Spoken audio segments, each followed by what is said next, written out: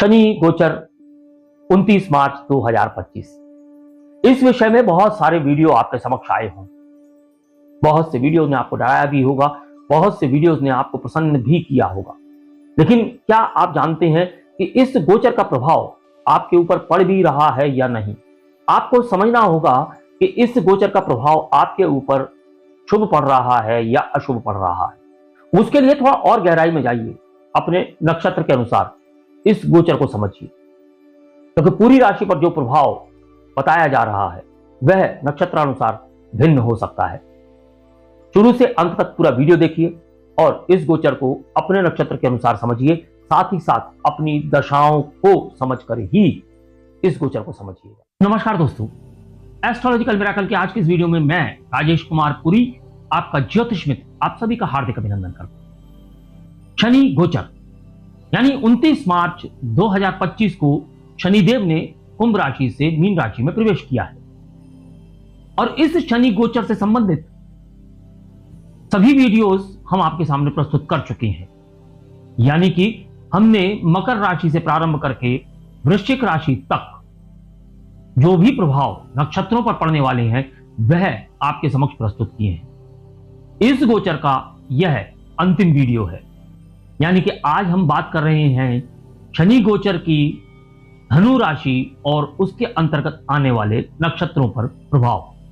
अगर हम इस गोचर की बात करें तो धनु राशि वालों के चतुर्थ भाव से यह गोचर हो रहा है। तो चतुर्थ भाव से हम सुख की बात करते हैं, माता की बात करते हैं, संपत्ति की बात करते हैं, वाहन की बात करते हैं, मानसिक शांति की बात करते हैं, घर की बात करते हैं, स्थान की बात करते हैं। भूमि, भवन, वाहन की बात इसी घर से होती है और यहां से शनिदेव का गोचर हो रहा है धनु राशि वालों के लिए।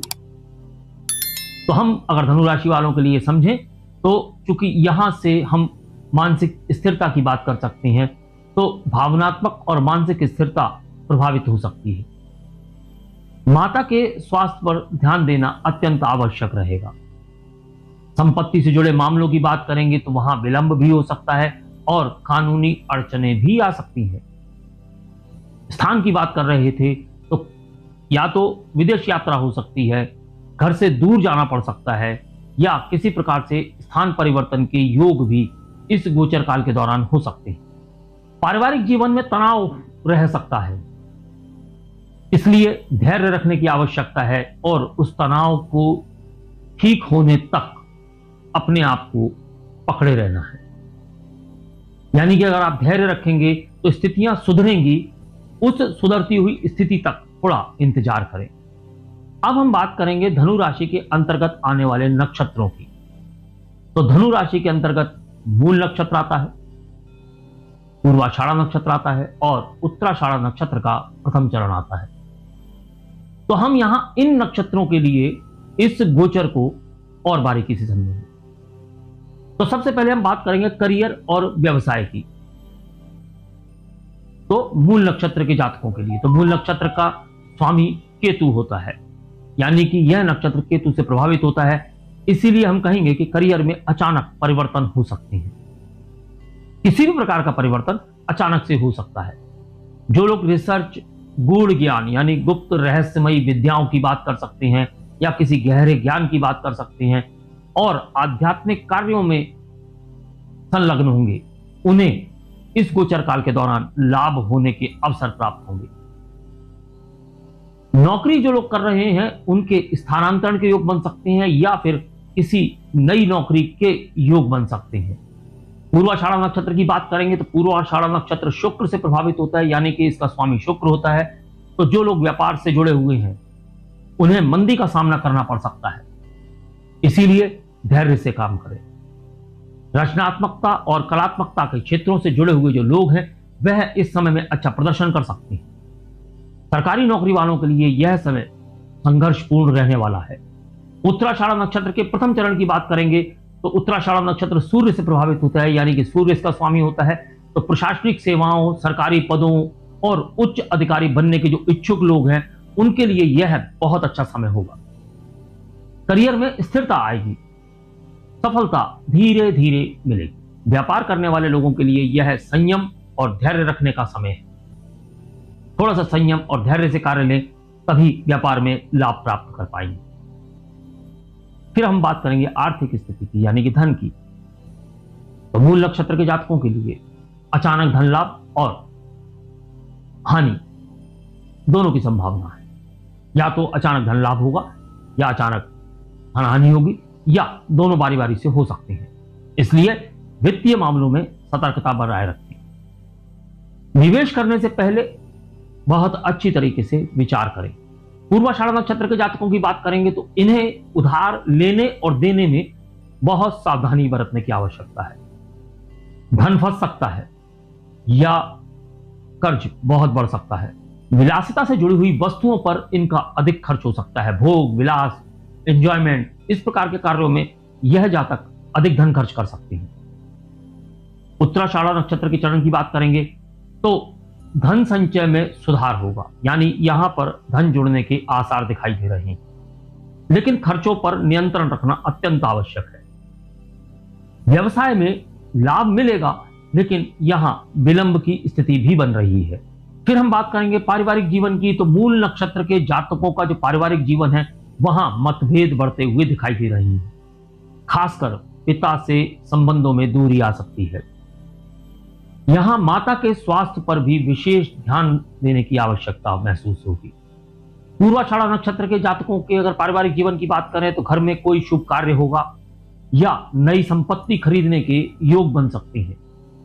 पारिवारिक शांति बनाए रखने के लिए धैर्य और समझदारी से कार्य करना होगा। उत्तराषाढ़ नक्षत्र के पारिवारिक जीवन की बात करेंगे, यानी कि प्रथम चरण की हम यहां बात कर रहे हैं, तो परिवार में मेलजोल बढ़ेगा, लेकिन घरेलू जिम्मेदारियां भी बढ़ सकती हैं। संतान पक्ष से कोई शुभ समाचार मिलने की उम्मीद है। फिर हम बात करेंगे प्रेम और वैवाहिक जीवन। मूल नक्षत्र के जातकों की बात करेंगे तो प्रेम संबंधों में अनिश्चितता रह सकती है। अचानक ब्रेकअप हो सकता है या दूरियां आ सकती हैं। रिश्तों में पारदर्शिता और धैर्य बनाए रखना आवश्यक होगा। शादीशुदा लोगों को भी अपने रिश्तों में बहुत धैर्य की आवश्यकता होगी। पूर्वाषाढ़ नक्षत्र के जातकों की बात करेंगे तो इनके वैवाहिक जीवन में उतार चढ़ाव रहेगा, लेकिन संवाद से समस्याएं सुलझ सकती हैं। इसलिए धैर्य और संवाद बनाए रखें। प्रेम कर रहे जातकों के संबंधों में स्थिरता आएगी, लेकिन गलतफहमियां उत्पन्न हो सकती हैं। गलतफहमियों से बचने की आवश्यकता होगी। उत्तराषाढ़ नक्षत्र के प्रथम चरण के जातकों की बात करेंगे तो वैवाहिक जीवन में सुधार होगा और जीवन साथी का सहयोग भी प्राप्त होगा। नए रिश्तों के योग बन सकते हैं। अविवाहित जातकों की बात कर रहे हैं, उनके लिए नए रिश्तों के योग बन सकते हैं और शादी के लिए अनुकूल समय आ रहा है। फिर बात करेंगे स्वास्थ्य की। तो मूल नक्षत्र के जातकों के मानसिक तनाव की बात हो सकती है, नींद में कमी हो सकती है, सिर दर्द बढ़ सकता है और रक्तचाप की समस्याएं बढ़ सकती हैं, यानी कि बीपी की समस्याएं बढ़ सकती हैं। इन जातकों को योग, ध्यान और प्राणायाम अपनाना चाहिए। पूर्वाषाढ़ नक्षत्र के जातकों की बात करेंगे तो इन्हें पेट से जुड़ी हुई समस्याएं हो सकती हैं, इसीलिए खान पान पर विशेष ध्यान रखने की आवश्यकता होगी। साथ ही साथ जोड़ों में दर्द हो सकता है, पीठ दर्द की शिकायत भी इन जातकों को हो सकती है। तदुपरांत बात करेंगे उत्तराषाढ़ नक्षत्र के प्रथम चरण के जातकों की, तो यहां रोग प्रतिरोधक क्षमता मजबूत होगी, लेकिन व्यस्तता के कारण स्वास्थ्य पर ध्यान ही नहीं दे पाएंगे। योग और ध्यान और प्राणायाम इन जातकों को अपनाना चाहिए। फिर हम बात करेंगे छात्रों के लिए, यानी उन लोगों के लिए जो शिक्षा प्राप्त कर रहे हैं या किसी प्रकार की प्रतियोगी परीक्षाओं में भाग ले रहे हैं। मूल नक्षत्र के जातकों की बात करेंगे तो विद्यार्थियों को एकाग्रता की समस्या हो सकती है, लेकिन प्रयास करने से सफलता प्राप्त होगी। रिसर्च और गूढ़ ज्ञान के विषयों में सफलता मिलने की भी संभावनाएं बन रही हैं। पूर्वाषाढ़ नक्षत्र के छात्रों की बात करेंगे तो विदेश में शिक्षा प्राप्त करने के इच्छुक छात्रों के लिए यह समय बहुत अच्छा है। कला और रचनात्मक क्षेत्रों से जुड़े हुए छात्रों को भी सफलता प्राप्त होगी। उत्तराषाढ़ के प्रथम चरण के छात्रों की बात करेंगे तो प्रशासनिक परीक्षाओं की तैयारी कर रहे छात्रों को सफलता के योग दिखाई दे रहे हैं। मेहनत और धैर्य से पढ़ाई करने पर अच्छे परिणाम प्राप्त होंगे। फिर हम बात करेंगे आध्यात्मिकता की और मानसिक स्थिति। मूल नक्षत्र के जातकों की बात करेंगे तो गूढ़ रहस्यों और आध्यात्मिकता की ओर इनका झुकाव बढ़ेगा। यानी कि जितने भी ऑकल्ट साइंसेस हैं उनकी तरफ इन जातकों का झुकाव बढ़ेगा। ध्यान, साधना, योग, प्राणायाम, इस प्रकार की क्रियाओं में इन जातकों को लिप्त देखा जा सकता है। पूर्वाषाढ़ा नक्षत्र के जातकों की बात करेंगे तो इनके धार्मिक यात्राओं के योग बन रहे हैं। जीवन के गहरे अर्थों को समझने की इनकी जो जिज्ञासा है वह इस समय पर बढ़ सकती है। उत्तराषाढ़ा नक्षत्र के प्रथम चरण के जातकों की बात करेंगे तो आत्म विश्लेषण और आत्म सुधार की प्रवृत्ति इनके अंदर बढ़ जाएगी। सकारात्मक ऊर्जा प्राप्त करने के लिए यह लोग ध्यान और योग के अंदर प्रवेश कर सकते हैं, साधनाओं के अंदर प्रवेश कर सकते हैं, या किसी प्रकार की जो गुप्त ज्ञान की विद्याएं हैं उनकी ओर जा सकते हैं। तंत्र, मंत्र, यंत्र, ज्योतिषी, इस प्रकार की क्रियाओं की ओर इन जातकों का रुझान देखा जा सकता है।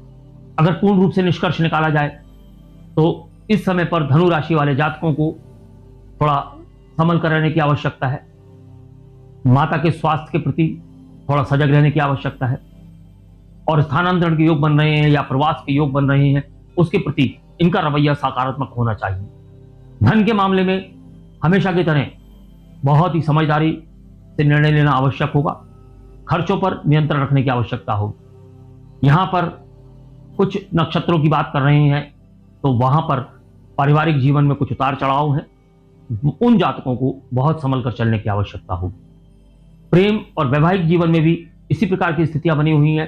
तो जिन नक्षत्रों की हमने बात की है कि प्रेम और वैवाहिक जीवन में समस्याएं हैं, उन्हें बहुत ही संयम और समझदारी से कार्य लेना होगा।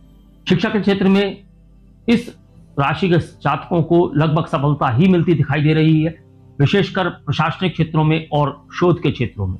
आध्यात्मिकता और गूढ़ रहस्यों की ओर इस राशि के जातकों का रुझान स्पष्ट दिखाई दे रहा है। उपायों की बात करेंगे तो हमेशा की तरह हम यही कहेंगे, यदि शनि के अच्छे फल लेने हैं तो आपको अपने कर्मों में सुधार करना होगा। यदि आपको ऐसा लगता है कि आपको सुधार करने की आवश्यकता है तो आम जन, गरीब जन, असहाय जन, इन लोगों के प्रति आपकी सहानुभूति, आपका प्रेम और आपका डिवोशन अत्यंत आवश्यक है। यदि आप इन लोगों के प्रति अपनी भावनाओं को अच्छा रखते हैं, मन, कर्म, वचन से इनको कष्ट ना पहुंचाते हुए आप इन्हें सम्मान देते हैं, साथ ही साथ कोशिश करते हैं कि इनके लिए आप अपने जीवन में कुछ कर पाएं, तो यह शनिदेव के प्रभावों को आपके जीवन में सकारात्मक कर देगा। इसी प्रकार से गौ माता को हरा चारा खिलाना और काले कुत्ते को रोटी खिलाना सभी जातकों के लिए हमेशा से ही शुभ कर रहा है। इससे शनि के अच्छे प्रभाव देखने को प्राप्त होते हैं। फिर हम हमेशा कहते हैं कि शनि का गोचर तो किसी ना किसी घर से चलता ही रहेगा, इसलिए अपने जीवन में इन 3 उपायों को अवश्य अपनाएं। शनिवार के दिन सायंकाल में पीपल के वृक्ष पर जल चढ़ाना, एक दीपक प्रज्वलित करना और शनि मंत्र का जाप करना, साथ ही साथ हनुमान चालीसा का नित्य पाठ करना और शनि चालीसा का नित्य पाठ करना।